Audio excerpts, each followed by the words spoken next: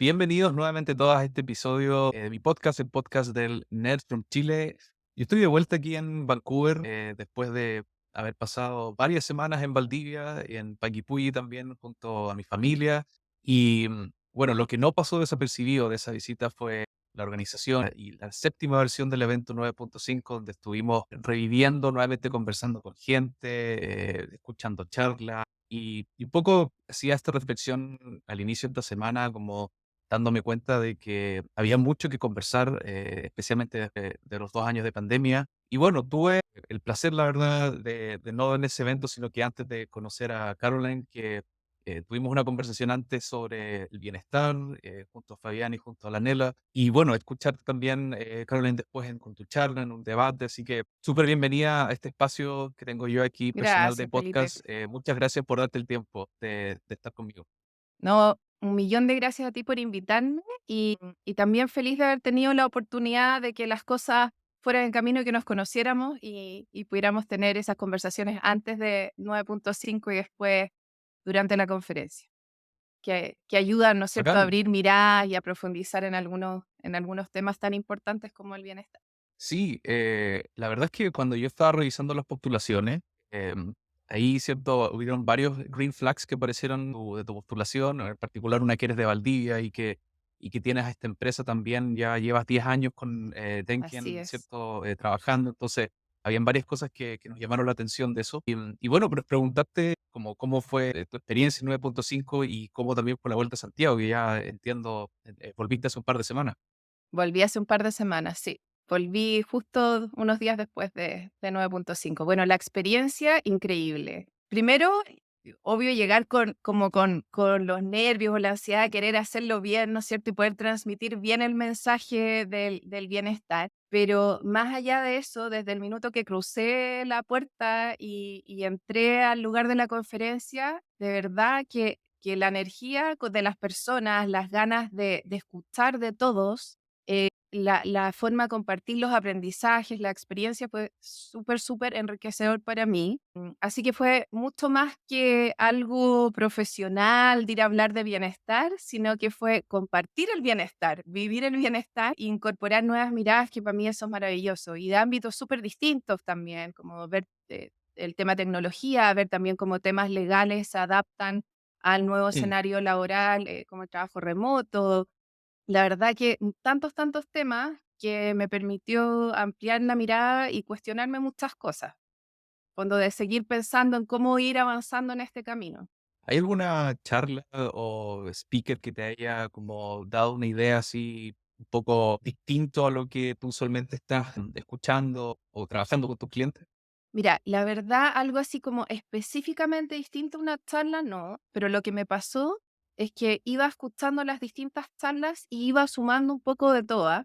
Y lo otro, voy a dejar un poco de lado el tema más tecnológico, pero los otros temas pasó que al final había una sincronía, que de repente algo se mencionaba en una charla y la siguiente charla, sin estar coordinado, tomaba algún concepto más y seguía. Entonces, la verdad me quedé como con varios temas de distintas charlas que mezclé en mi cabeza para poder ver cómo llevarlos a cabo. Y la parte como de tecnología, de inteligencia artificial, también súper, súper interesante escuchar ahí a Felipe, que para mí no es un mundo tan lejano, pero tampoco es algo a lo que yo me dedique en el día a día, ¿no?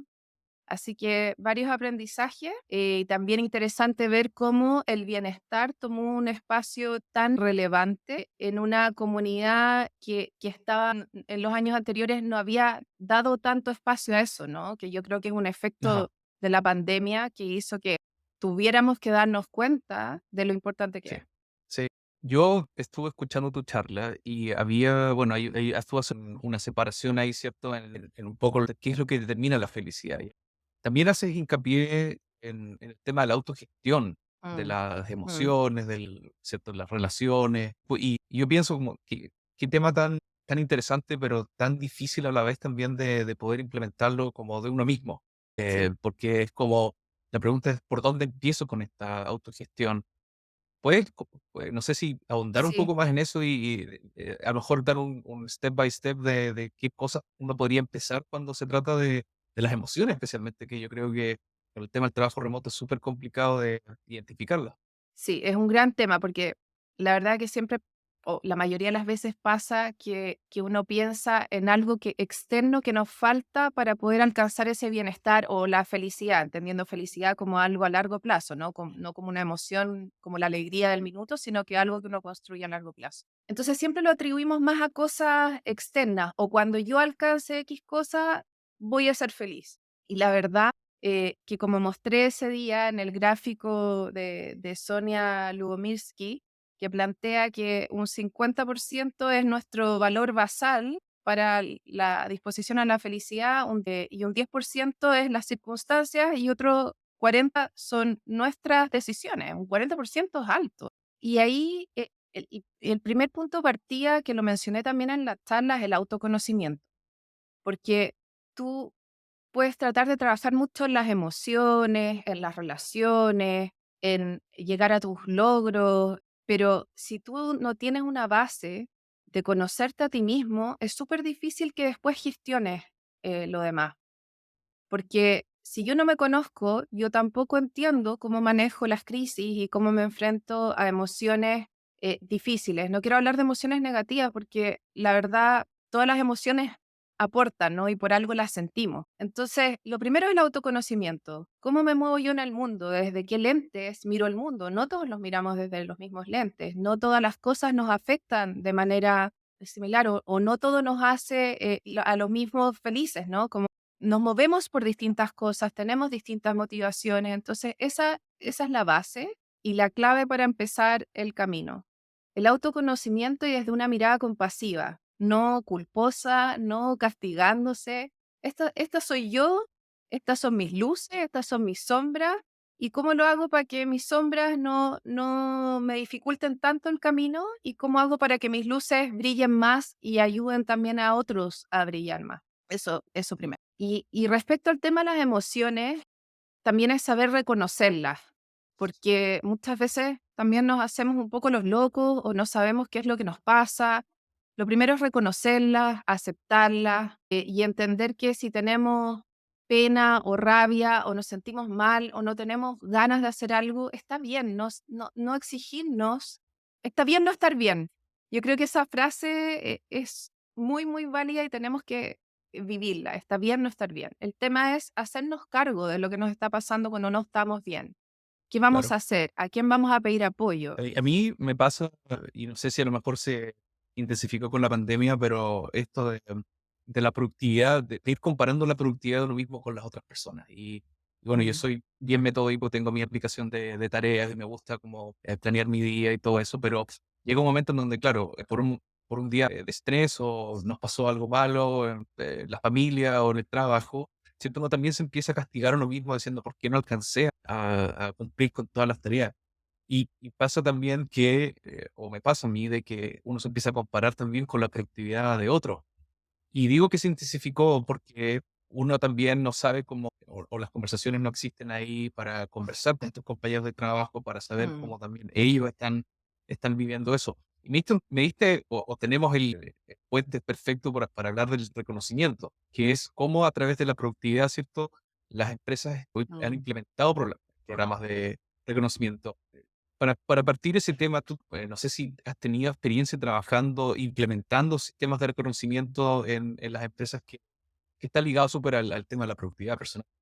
Sí, está ligado al tema de la productividad personal, pero también muchas empresas comenzaron hace unos años también a ligar en reconocimiento a los valores que querían intencionar dentro de una organización. Entonces, reconocer a las personas que cumplen las metas, que tienen buenos indicadores de productividad, pero que además lo hace desde un lugar que es coherente con los valores organizacionales. Sí he tenido la oportunidad, más que desde la consultoría, cuando trabajé en empresa, fui parte del diseño de algunos programas de reconocimiento, ¿ya?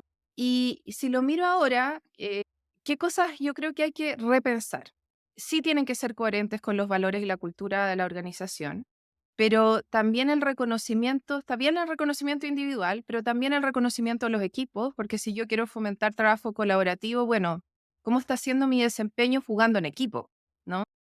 Más que yo quiero ser más productivo que la persona que está acá al lado, es cómo en conjunto podemos ser más productivos, cómo en conjunto estamos aportando más a la organización. Yo creo que ese también es un tema del reconocimiento grupal, porque hablamos mucho del trabajo colaborativo, pero no sé qué tanto lo empujamos, ¿ya?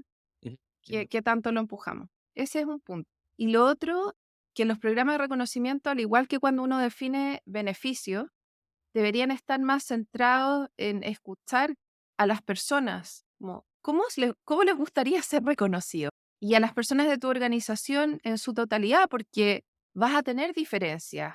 Hay visiones distintas, hay generaciones distintas en que esperan ser reconocidos por distintas cosas y de distinta manera. Entonces, ¿cómo escuchas eso igual? Para que el reconocimiento tenga un efecto positivo y no negativo, que no genere más competencia entre unos y otros, la competencia no sana, digamos, claro. y el individualismo. Yo creo que esos son focos importantes. Uno, reconocer pensando en cómo al reconocer estoy fomentando el trabajo colaborativo y no el individual. Y lo otro, cómo ese reconocimiento realmente es efectivo para el grupo heterogéneo que yo tengo dentro de una organización. Claro, porque lo que puede pasar es que, a medida que tú empieces a tener estos programas, sí, yo y aquí estoy pensando, por ejemplo, la organización que yo trabajo, que es súper grande.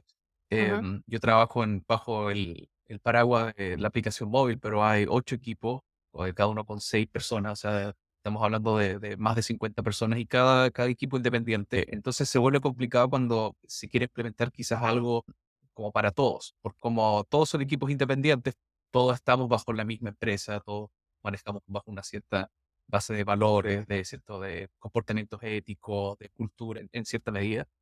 Pero cuando ya hablamos de cómo ir más al detalle, tú dices, bueno, tenemos que escuchar. Y a lo mejor yo puedo trabajar en la misma aplicación móvil, pero el equipo que está más lejos en términos de pantalla o de la funcionalidad que yo estoy construyendo puede trabajar muy distinto a como yo lo hago. Y si implementamos un programa de reconocimiento, podrían generar ciertas tensiones, ciertos conflictos. ¿Por qué a él, cierto, se le reconoce de esta forma? ¿O por qué a él se le reconoce como individuo versus a otros equipos que se le reconoce como un equipo individual? No sé si a lo mejor te ha pasado eso en donde mm. tienen que haber programas distintos por empresa.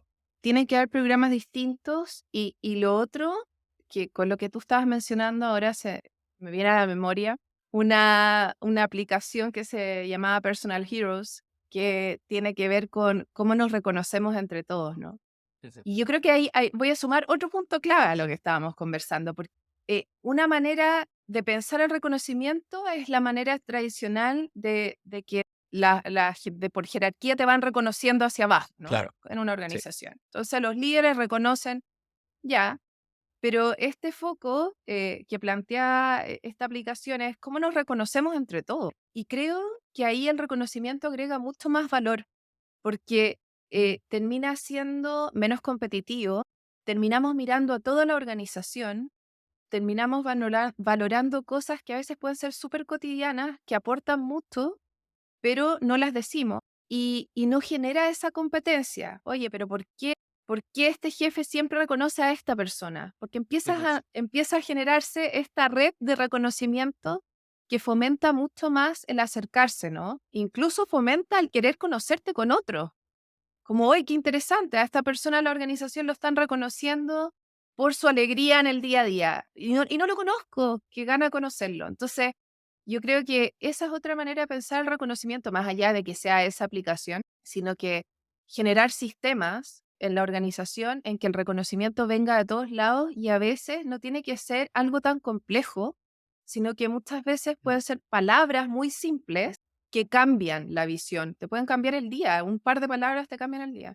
¿Cómo piensas tú respecto a si el reconocimiento tiene que ser algo más como top-bottom, como desde el manager, o si tiene que Mm, ser algo distribuido o anónimo incluso desde otros empleados? Y también puede ser una opción de que este programa sea construido o definido desde una entidad externa, desde llamar a una empresa que venga o por mm, ser quien y decir, quiero que alguien externo. Yo creo que las 3 son válidas, mm, pero ¿cómo? A lo mejor si podrías hacer un match con el tipo de empresa, o en qué caso se podría ser más, algo más mm. evidente uno que otro.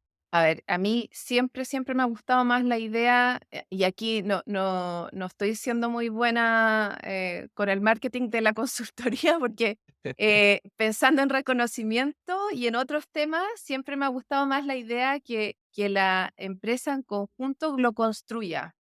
Y no desde una primera línea, sino que cómo generas espacios para co-construir tu programa de reconocimiento, escuchando a todos. Y es más simple de lo que uno cree.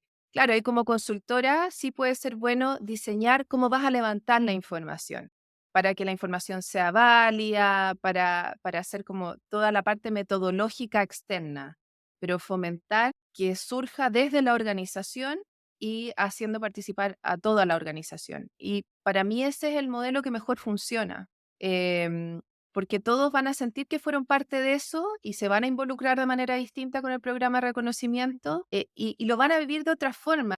Porque si no es algo como tan externo, ¿no? Cuando son estos programas tan fríos, diseñados por una línea de la organización, es como, ah, ya, ok, qué rico que me reconocieron, o qué bueno que reconocí a mi compañero, pero no es la misma sensación si tú aportaste a construir eso. Igual que cuando se define propósito en una organización, tienes que hacer participar a toda la organización. Entonces, sí, como consultora puedo ayudar en el diseño, pero el contenido tiene que ser desde la organización. Claro, sí, completamente de acuerdo. Yo creo que mi pregunta también iba a como la maduración de las empresas o incluso Mm. pasando al otro tema que teníamos, que es esto de cuán también se están empezando a recambiar con nuevas generaciones. No sé si ahí a lo mejor el programa de recompensas puede ser de una forma como más impuesta o más estructurada para generaciones más antiguas versus una que mejor puede ser más fresco, más dinámico para las nuevas. Uno podría pensar en distintos programas dependiendo de las generaciones o de las subculturas también que tienes dentro de una organización. Porque hay muchas empresas que tienen subculturas. Si tú piensas en minería, la cultura de las oficinas más administrativas de una empresa minera o del área de finanzas es muy distinta a la cultura que se genera en terreno, no en faena. Entonces, también puedes pensar en distintos programas de reconocimiento, pensando en esas subculturas, pensando en distintas generaciones. Lo mismo que los temas de beneficio. Eh, beneficio tienes que pensar en esas diferencias, si no, no van a tener el impacto que tú quieres que tengan. En ese tema, y ahora ya moviéndonos al tema de las nuevas generaciones, tú también en la charla mencionabas, bueno, hablamos del autoconocimiento, de la autogestión, pero ahora como todo está cambiando con esto, ¿cierto? De la adopción de tecnología, adopción de Mm, pantallas, de los teléfonos móviles, no es que, ¿cierto? Las habilidades blandas tengan como un protagonismo. Bueno, lo he visto con mis hijas y también lo he visto con gente más joven que trabaja conmigo, que es que se prefiere algunas veces la comunicación digital o el tema de juntarse a un café, hasta incluso juntarse como a la conversación de pasillo es más difícil. Y yo al menos siento que estoy como ahí en la mitad entre alguien que, claro, desde chico tuvo acceso a las tecnologías, pero que al final uno igual pasé harto tiempo en niñez sin eso, pero ya las generaciones más nuevas ya vienen con todo eso desde que nacen. mm. ¿Cómo ves eso del desarrollo de la cultura, en este mismo tema del desarrollo del bienestar? ¿Cómo está impactando eso ahora en tus experiencias de consultoría? Sí, yo veo que claramente es otro mundo, ¿no? Cuesta para los que no somos nativos digitales entender un poco la lógica de este mundo en que las relaciones interpersonales directas se reemplazan por un mensaje por celular, que también lo hacemos muchas veces, ¿no? Nos vamos adaptando cada vez más a ese sistema.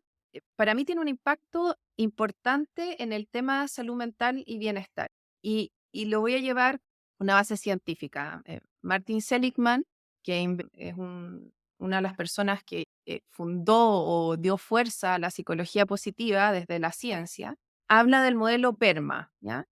Que el modelo PERMA son las variables que contribuyen a un estado de bienestar o de felicidad a largo plazo. Y ese modelo plantea que para llegar a eso tienes que tener emociones positivas, engagement, relaciones positivas, sentido en lo que haces y el logro, el cumplimiento de metas. Si tú tienes un balance entre esas variables, vas a estar como en un buen camino hacia el bienestar para explicarlo más o menos en sí. Pero si tú te fijas, dentro de esas variables están las relaciones positivas. Y claro, tú te puedes relacionar desde la tecnología de manera digital con otros, pero hay cosas que se pierden en esa comunicación. Si yo solamente me comunico por mensaje, pierdo la mirada del otro, pierdo su expresión y por lo tanto pierdo mucho de las emociones que la otra persona está tratando de transmitir. Y por eso de repente se generan tantos conflictos por un mail o por un mensaje texto, porque estás perdiendo códigos comunicacionales que para el Claro, ser está la humano son emoción. importantes, no está la Ujú. emoción. Entonces, yo no voy a comprender nunca tan bien el mensaje como si ahora que te estoy mirando. ¿Sí? Entonces creo que en esta era más digital se hace aún más relevante buscar formas de intencionar más las relaciones interpersonales, de generar también redes de apoyo, Felipe, porque todos en algún minuto tenemos algún conflicto, alguna crisis y lo que más te puede ayudar es tener una conversación con un cercano, ver si es que necesitas algún tipo de ayuda más profesional, pero para eso necesitas esas redes de apoyo. Y lo digital puede hacer que esas redes se vayan, alejando un poco, ¿no? Que te como que te metes más en un solo mundo. Además, el mundo de las redes sociales al final termina encasillado en lo que tú comenzaste a ver y después solamente ves eso, ¿no? Sí, Entonces, sí. No, el ajá, algoritmo empieza a afectar. Pero entonces tu opinión respecto al trabajo remoto, full remoto, mm, donde incluso es distribuido, no es muy buena porque tú al revés estás siempre apostando por el bienestar. Entonces, si que una persona, hay empresas que incluso hemos tenido en la conferencia que mm, son totalmente distribuidas. El caso mm, de Doist, que incluso fue un auspiciador de nosotros. mm. Son empresas que tienen personas en ¿Sabes? 40, 45 Sí, países. Sí, yo no creo, mi opinión del trabajo remoto no es negativo. Yo creo que el trabajo remoto funciona y funciona. Hay personas para las que no funciona el trabajo remoto. Sí creo mm, eso. Funciona, pero tienes que estar más atento a ciertas variables, ¿ya? Y, sí, y po, vuelvo a eso de intencionar las relaciones, porque ¿qué puede pasar con el trabajo remoto y sobre todo el escenario que acabas de decir, cuando están totalmente distribuidos, ¿no? Las reuniones se basan en las personas de tu equipo, ¿no? Con los que tienes que interactuar para llevar a cabo un X proyecto o cierto cumplimiento de meta. Y el tema de la reunión va a ser ese proyecto, los avances, el cumplimiento de las metas, pero se deja poco espacio para conocer a la persona que está detrás de la pantalla. ¿Quién es esa persona? ¿Qué mueve a esa persona? ¿Qué desafíos tiene? Y además lo limitas o la limitas a solamente un ámbito de acción, ¿no? Como ya, Felipe ve desarrollo. Entonces, solamente lo tengo en los temas relacionados con desarrollo. Pero ¿cómo yo hago o genero instancias en que unas distintos equipos y empieces a ver que los de, primero conocerse, ¿no? Entender qué es lo que hacen los distintos equipos, pero al entender qué es lo que hacen los distintos equipos, entiendes también qué impacto tienes tú en lo global. Que en una empresa presencial eso puede ser un poquito más fácil de verlo. Y acá lo tienes que intencionar más cuando es remoto. Entonces, ¿cómo mm, generas esas instancias? De entender en qué lugar yo estoy en la organización y cómo puedo aportar a otros. Y también cómo empiezo a ver que personas de distintas áreas pueden aportar su visión a otra área. Cómo las personas que están más de cara al cliente pueden aportarle algo a los de operación o los de operación a los que están de cara al cliente, ¿no? Entonces, no creo que no funcione, yo creo que funciona, pero hay que dedicar más tiempo a intencionar esos espacios. claro.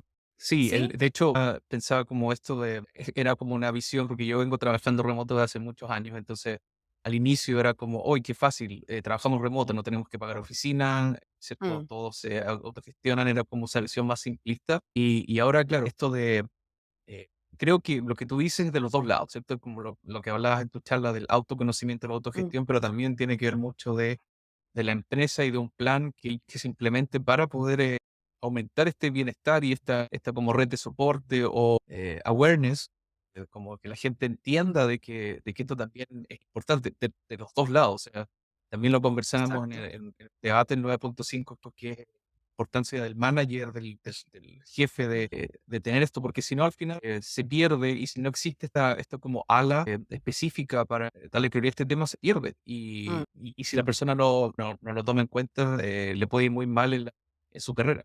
Le puede ir muy mal en su carrera, puede desmotivarse, puede sentir que sus capacidades no se están aprovechando al máximo. Y es algo que hay que pensar desde que la persona se incorpora a una organización.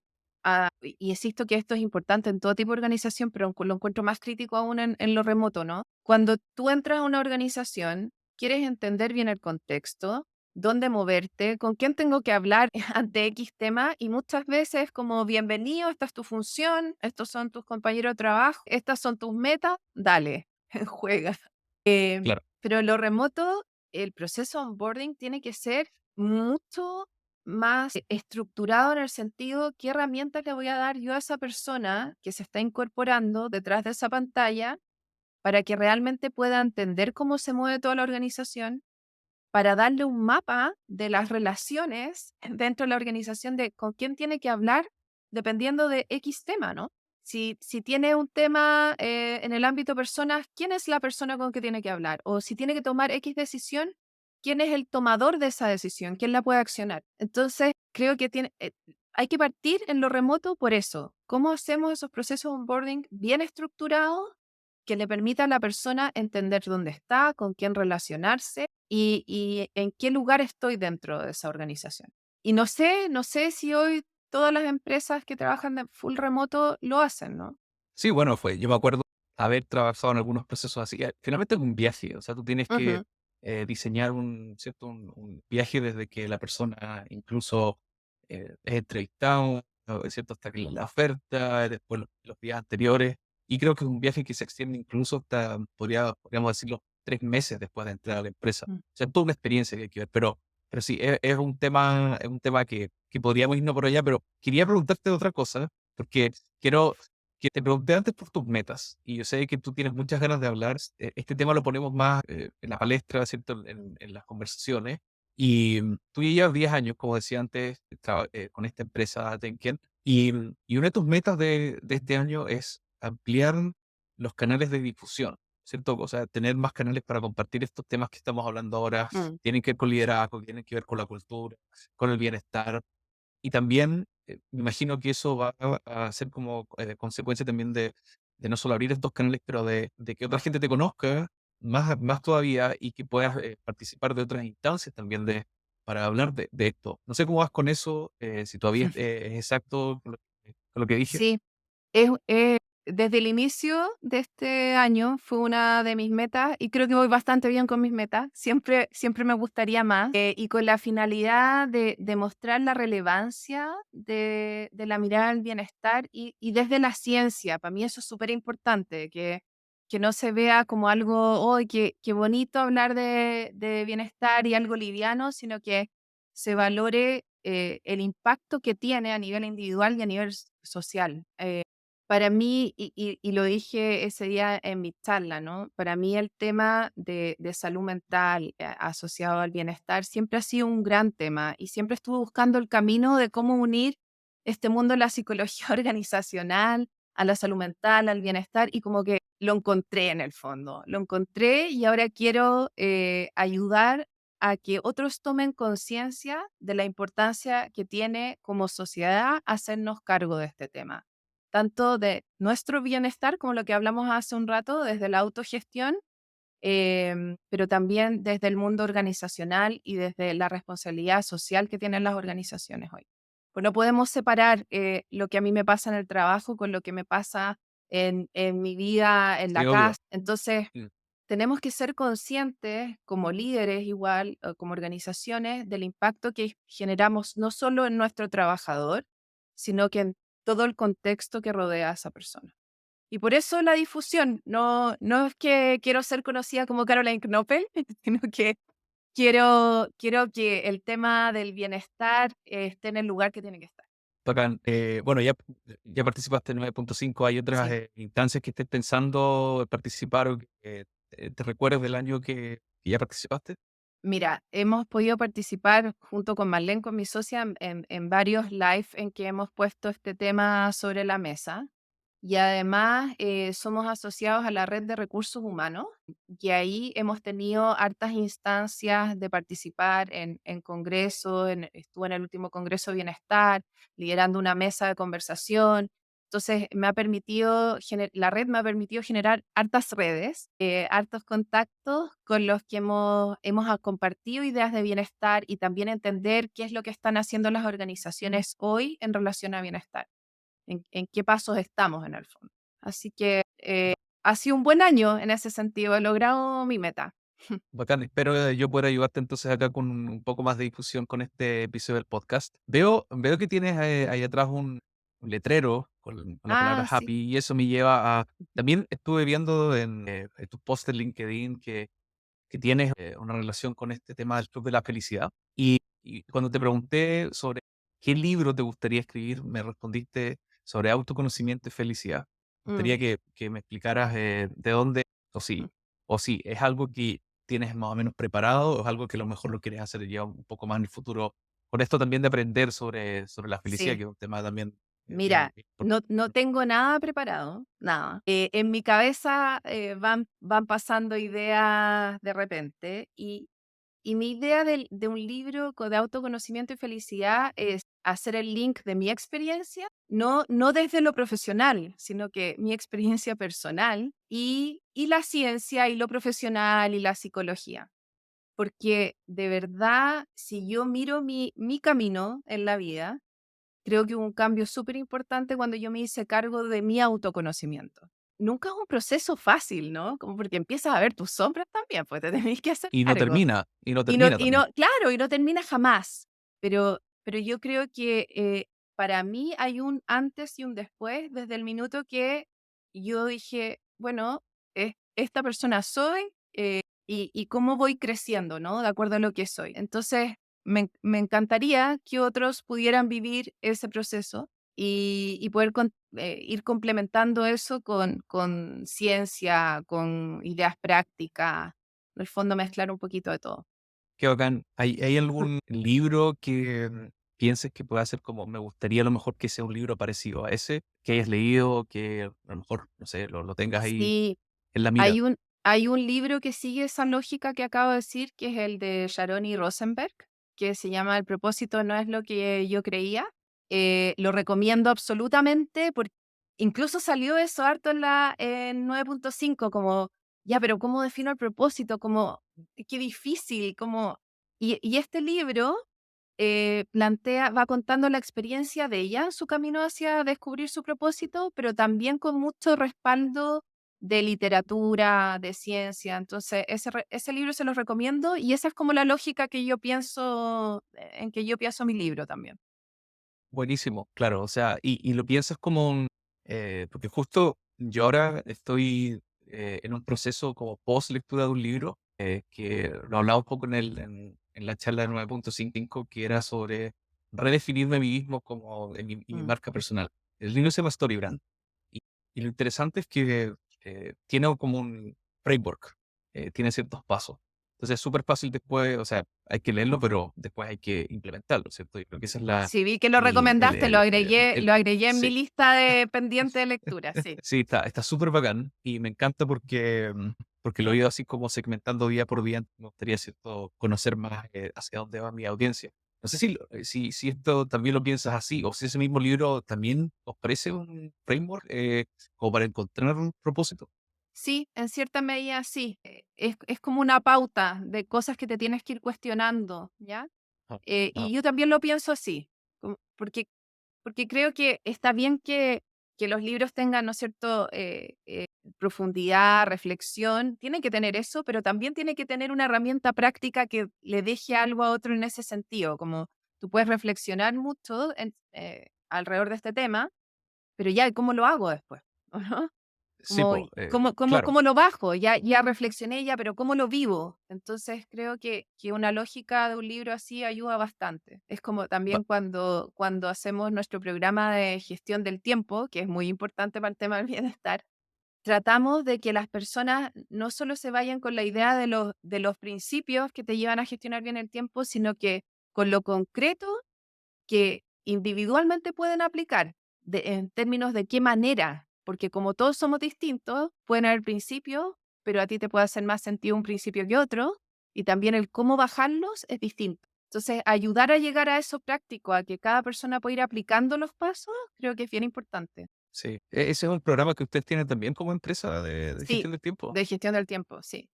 Que Bacán. ha dado un giro increíble, porque partimos antes de la pandemia haciéndolo presencial y como todos nuestros talleres, la idea es ir interactuando mucho, ir guiando el taller.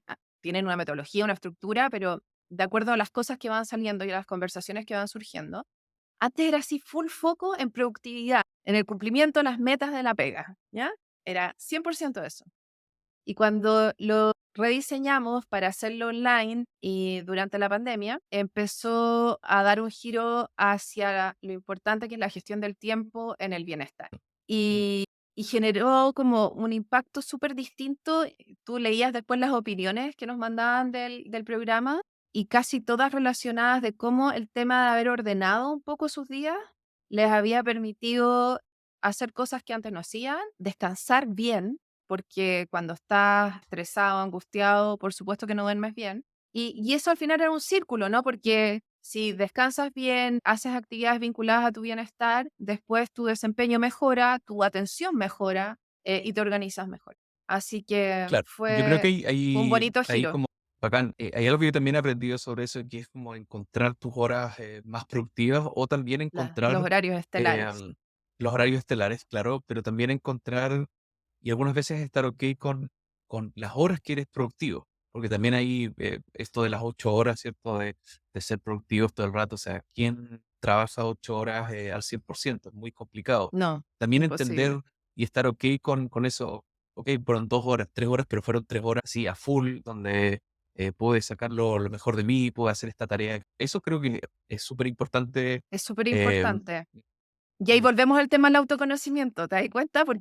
claro, sí, Porque muchas veces decimos, ya, todos dicen que uno está más despierto cognitivamente en las mañanas y es más productivo en la mañana. Sí, pero eso puede ser tú y yo no. Y yo, no sé, a las 11 de la noche mi cabeza funciona mejor, ¿no?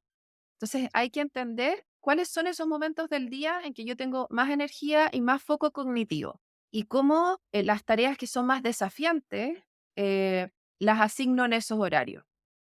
Y ganas tiempo, porque al final, si esas tareas más desafiantes cognitivamente o que requieren más energía tuya, las dejas fuera de esos horarios, te vas a demorar muchísimo más en finalizarlas. Las dejas en esas 2 o 3 horas más productivas y avanzas muchísimo más rápido, ¿no? mm. Y ganas tiempo para otras cosas. Hay un, hack que yo recomendaba esta semana en otro newsletter que tengo los lunes. Me gustó porque le decían a una persona, ¿cuál es el mejor hack de productividad que tienes? ¿Cierto? Como para hacer tareas o qué sé yo. Y él decía, y me acordé porque por lo que estás hablando, él decía, el mejor hack es simplemente empezar.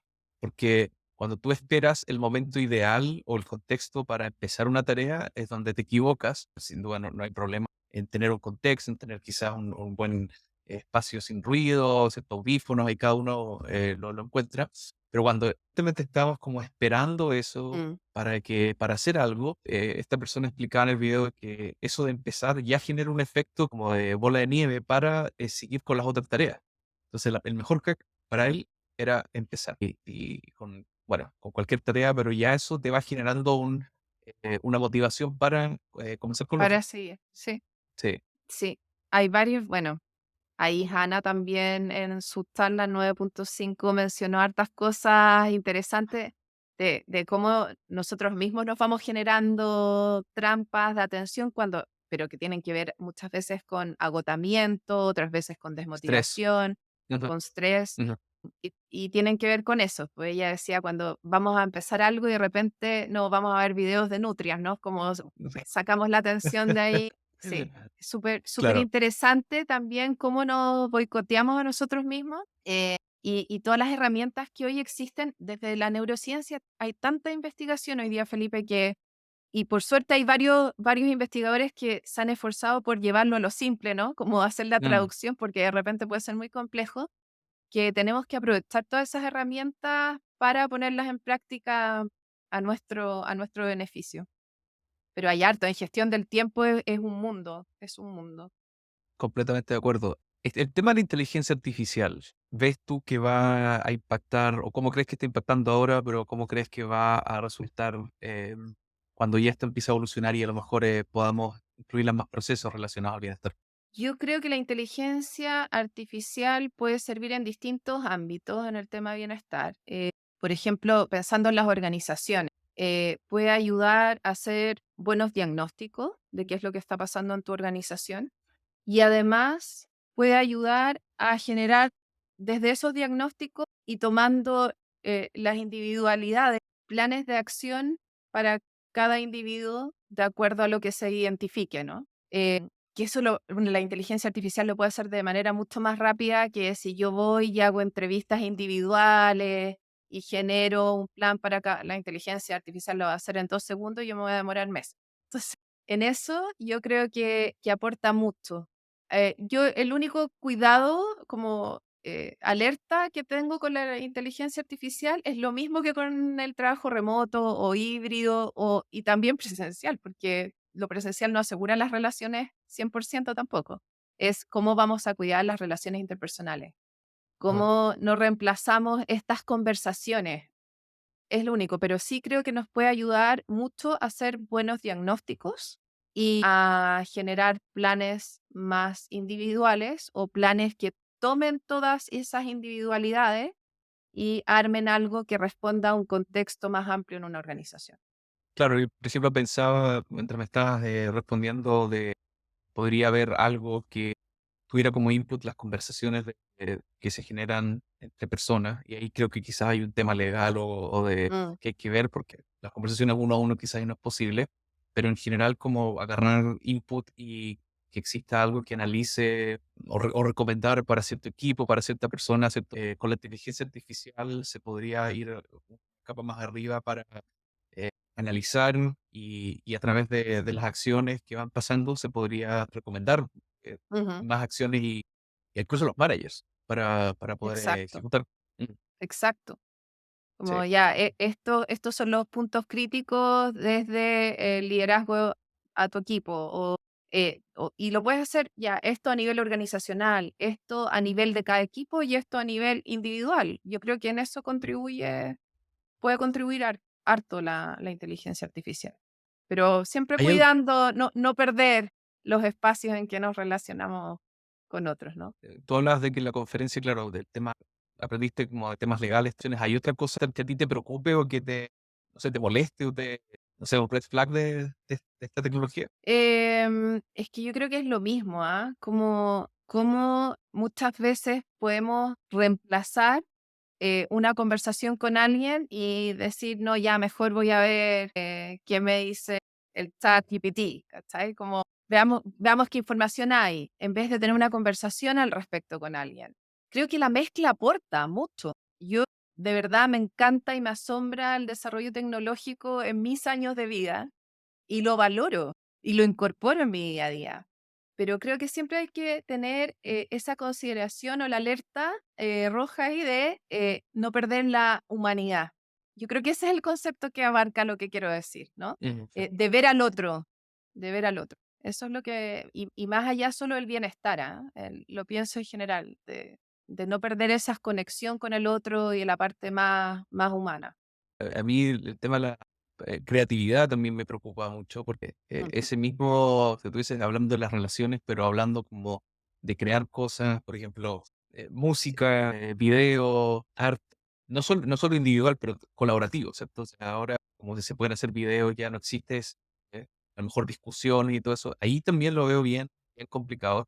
En la Mm, música, especialmente, yo he visto varias aplicaciones que ya generan, tú dices, ya quiero una canción de rock que suene no sé, a Muse o a Led Zeppelin y de tantos minutos y te lo da inmediatamente.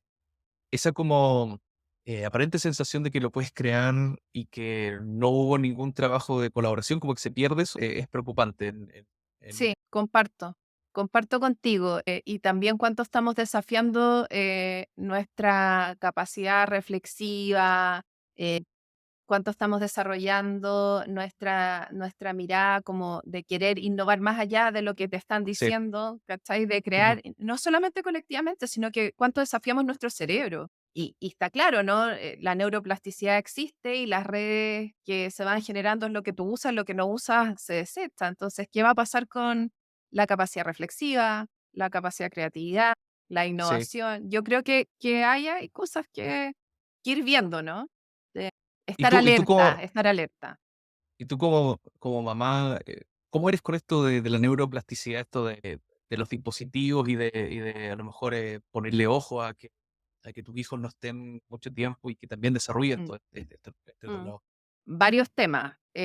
Tienen acceso a tecnología y todo, pero con tiempo, porque son niños y por lo tanto no tienen esa capacidad de autorregulación o no se dan cuenta del tiempo que pasa. Y también fomentando que tengan espacios sociales con sus amistades y eso.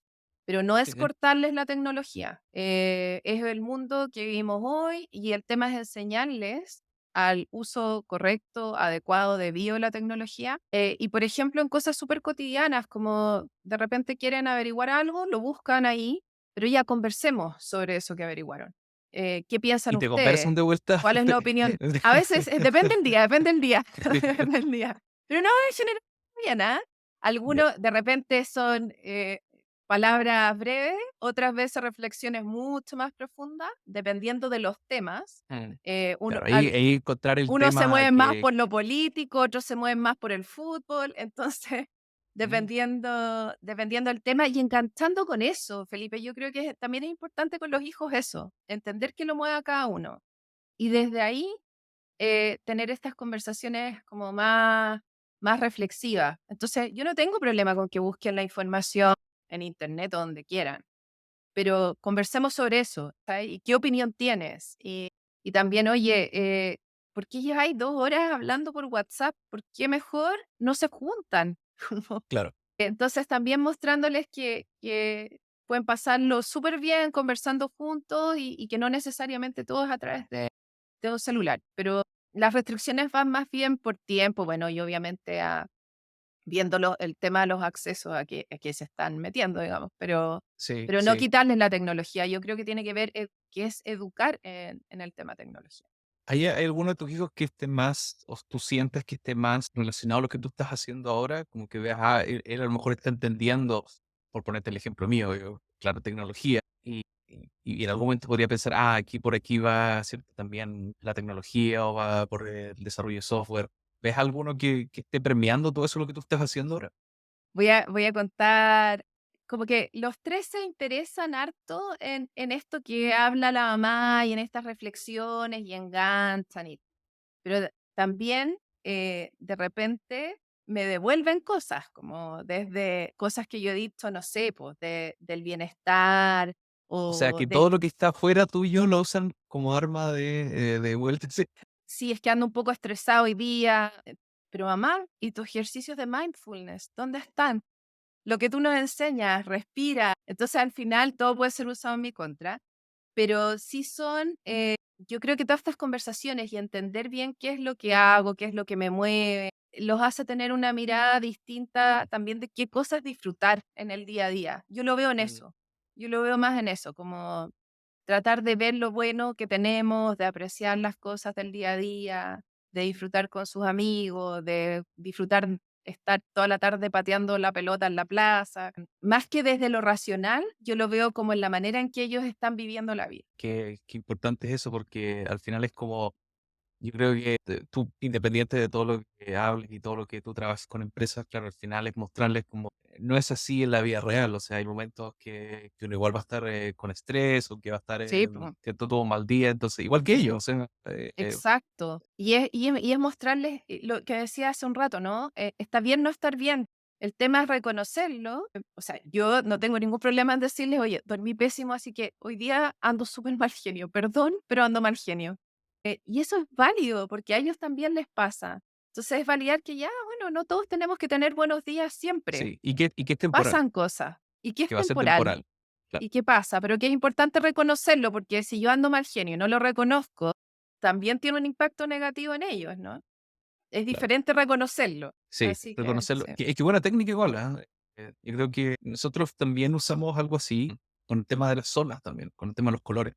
Entonces, cuando te pregunto a mi hija, ¿estás en la zona roja? Sí, estoy en la zona roja. No me lo hice así tranquila, pero, No creo, no creo. ya se identifica como que es algo temporal. Bueno, primero, lo identifica y segundo, sabemos que es algo temporal, que es mover hacia una persona verde en el corto plazo. Quiero preguntarte, bueno, porque ya estamos aquí cerca de cerrar la conversación y te quería preguntar, esta pregunta se lo hago o desde hace un tiempo se lo he estado haciendo a todos los invitados, que es ¿con quién te tomarías una cerveza?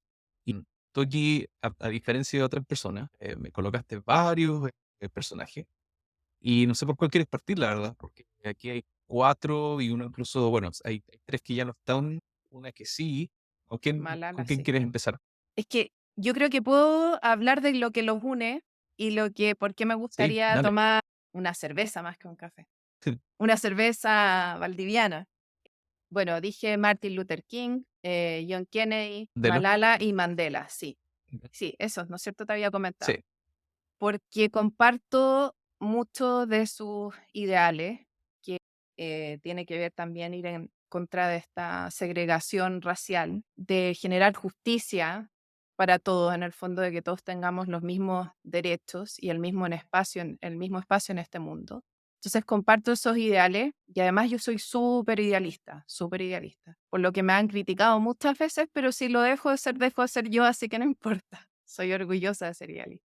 Pero sí hay algo que admiro de ellos que yo no lo tengo en ese nivel, que es el coraje que tuvieron, que estuvieron dispuestos a dar su vida, Ujú. que estuvieron dispuestos a perder libertad en distintos periodos de su vida, los 4 personajes. Y ese coraje encuentro que darlo todo por un bien mayor, lo admiro profundamente, profundamente. ¿Hay Porque algún, tienes que ser muy valiente para pararte ante el mundo y defender ese tipo de ideales en esos momentos y en esos contextos. A Malala, defender la educación de las mujeres en un contexto absolutamente adverso. Tienes que ser muy valiente y dejar de lado tus miedos individuales por por un propósito mucho mayor, ¿no? Por un propósito humanitario, social. De verdad que lo admiro mucho. de dónde crees que viene esa como característica de poder desarrollar esta valentía, crees tú?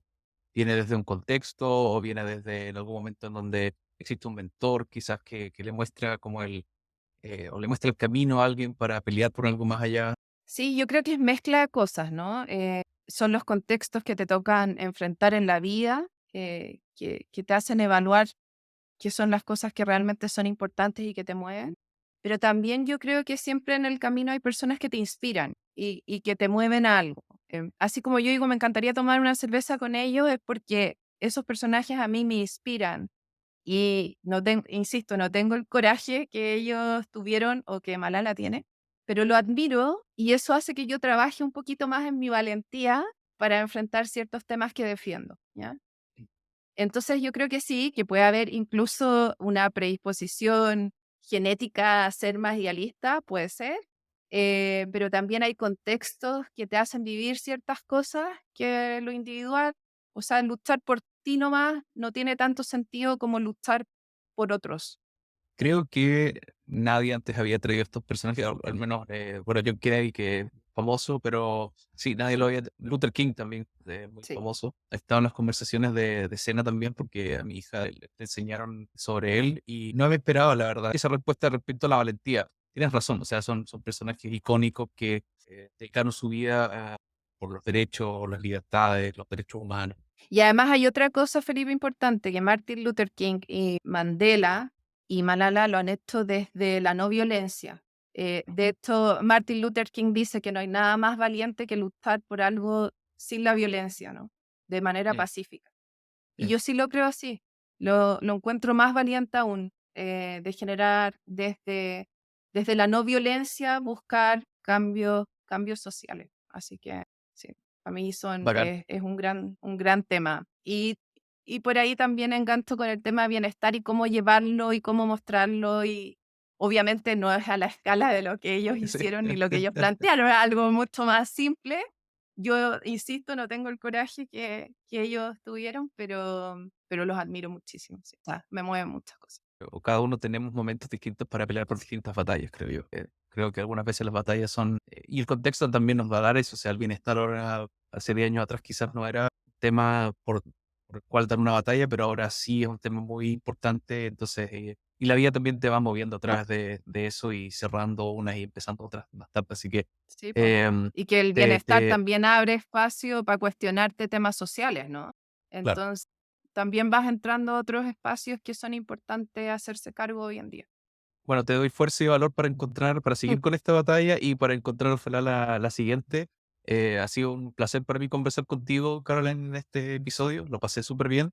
Y no sé si quieres decir algo para cerrar este episodio. No, primero darte las gracias, Felipe. Yo también lo pasé súper bien, increíble, me encantan estas conversaciones. Así que, viste, en lo remoto igual las relaciones se pueden disfrutar y intencionar. Así que muchas gracias por invitarme a este espacio. De verdad estoy feliz con como este camino que se está abriendo. Y ahí de hecho tengo ya ideas para seguir aportando en la comunidad, así que feliz con eso. Pero hacer el llamado también que hice en esa conferencia del autocuidado, de ser compasivos con nosotros mismos, no ser tan culposos, de entender que muchas veces necesitamos ayuda, de pedir esa ayuda y también de estar atentos nosotros de nuestros cercanos, ¿sí? Y entender que, como sacar esos juicios que tenemos con los temas de salud mental y, insisto, tener una mirada un poquito más compasiva y apoyarnos, pues tener una mirada como de humanidad compartida. Así que esa es mi invitación para todos. Bueno, muchas gracias de nuevo. Estamos grabando esto en una previa al 18 de septiembre. Felices fiestas a todos y para ti también, para que van a tener un fin de semana larguísimo. Y de nuevo, muchas gracias y estamos conversando pronto. Chau. Chao, que estés bien.